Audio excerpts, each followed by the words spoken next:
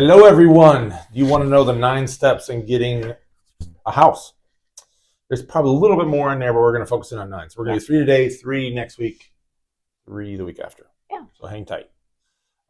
Weekend, no more tan reports. It's over. We're in the shoulder season. It's chilly. Yeah. I think this morning I woke up with 39 in Sandy. There we go. So I'll here's a picture of some snow that's right outside my house. So up in the high mountains, they got snow. I think they got 3 inches. I mean, it's stuck. There we go. So snow report coming up in, I don't know. Got to dust off your snow gear. Dust off my back is what I need to do. All right, give us an update for the week, Bex. Okay. Yes. Numbers. So for rates, we are seeing a little bit of an uptick coming off the weekend, just a little bit. We're starting conventional 6.5 and then advertised buy down with some kind of a cost. You're looking at about 6%. So right there. On the FHA side, we're seeing 6.125 or 6.125. And then with a little bit of a buy down, we're in the 5s, 5.875 with a little bit of a buy down. So great. So we did see an uptick a little bit. Just a little bit, yeah. I mean, we're still in that volatile market, but I think it'll come back down. I don't think it'll stay right there. But I mean, FHA, low 6s, high 5s, that's pretty good. It'll probably stay that way till the end of the year. Yeah. I think. Last quarter. So. Yep. If you are thinking about purchasing a home, we've heard that for new construction, your best time to get a good deal last quarter. Yep. Last month of the year, actually. So yep. Keep that in mind. All right. So let's say somebody is thinking about buying a home. Yeah. Last week we had a nice little story about how a person, they were pre-qualified, pre-approved in 6, 7 hours, less than that. Yeah. 5 hours, and they bought a house a week later. Yeah. So. And that's the best way to do it, honestly. With where the market is at, it's best to get pre-approved. If you're looking at purchasing within the next 3 to 4 months, it's good to get pre-approved. That's your first step. And I have a sob story about that. I was helping a couple. They had been in touch with the mortgage company, not like Bex, who didn't explain all that to them. And it was my mistake for not asking. I was still a newer agent. I said, you should have asked, have you gotten pre-approved? You have a good loan officer, blah, blah, blah. And they said, oh, yeah, we were up to 800, we can start looking. So we looked at an $800,000 house, and it was nice. Which I'm sure they fell in love with. And they fell in love with. So I said, okay, well, we got to get in touch with your loan officer. And he calls me. He says, they're not approved for $800,000. You know how much they're approved for? $400,000. Big difference. So every time they went shopping for a house, guess what? They're like, oh, I want the $800,000. I'm like, all right. That's a tough reality. So now when we go shopping, I make sure that they are pre-approved. Yeah. Because it can be frustrating. Yes. So it's a little bit of a process. Yeah. Right? But. And we can help you get your ducks in a row. I mean, we do this every day. We understand that our clients don't. So that's what we're here for. We can help you put the steps together. I mean, it's like shopping, right? If you go shopping without your purse, without your budget, then you're just window shopping, right?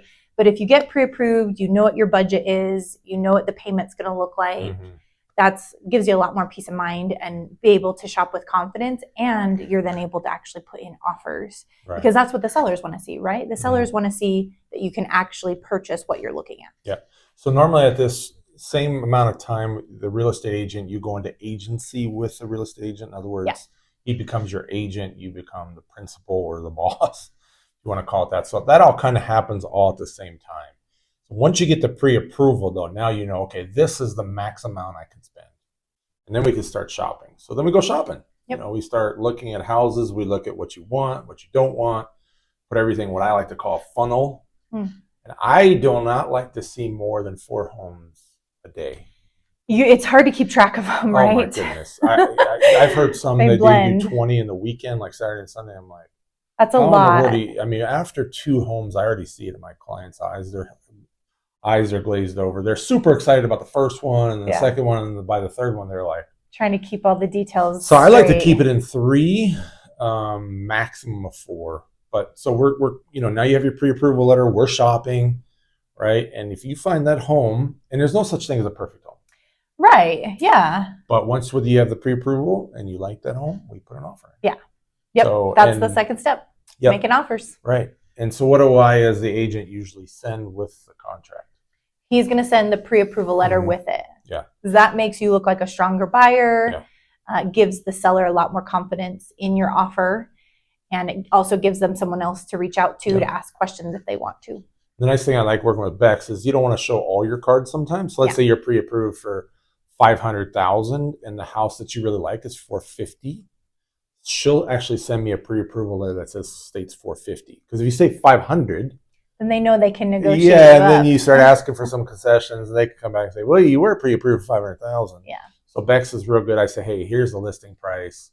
We're going to ask for some concessions." She'll send me a letter over that states that exactly. Yeah. So that's a good thing to keep in mind, right? Don't show your cards at once. Yeah. It's a good thing to keep in mind when you go under contract. All right, what's the third? Yeah, so the third one, once you actually are under contract, so that means you've made an offer and the seller has accepted that offer. So now you're officially under contract on a home to purchase.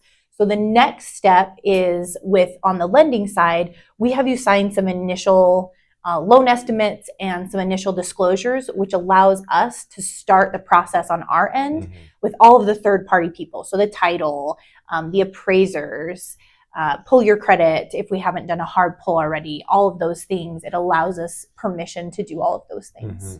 And there's a lot of work that goes on between Bex and I behind the scenes. I would say the first 2.5 weeks is the busiest, right? I mean, you're trying to get everything in order, up to date, and into underwriting in time. Yeah, because there's some things that have to happen. I mean, for example, with an appraiser, we have to put in a request, and we have a panel of appraisers that can accept that. Once they've accepted the request, they have typically 5 days to get that report back to us. So we are working off of your finance and appraisal deadline, but we have to know what that time frame looks like so that we can kind of backdate to say, okay, we need to get the appraisal ordered by this date. We also want to have some buffer room in there for you. Yeah. With VA loans, it can take a little bit longer. Sometimes those appraisals take 10 days. Yeah. So it depends on what kind of loan you're doing. A lot of work behind the scenes that's why you hire us, right? So we're trying to get it all done for you. We don't want to pester you because we know you have your own jobs and your own lives as well. So okay, so pre-approved, home under contract, and then sign some extra paperwork, initial disclosures. Yeah. So next week we'll talk about the next 3 steps. So it's not hard, it's not rocket science, but it's hard work. And there's going to be stuff required out of you. We try to take the stress out of it. Absolutely. We are going to talk about home appraisals next week, but I'll give a shout out that if you go with Sun American, they cover the expense usually up to $500, right? Yep. So all of my clients that we've done together, they've gotten a free home appraisal. Yep. We'll talk about that next week too. Okay. Awesome. Great. Thanks, guys. Have a great week. We'll see everybody next Monday. Bye. See ya.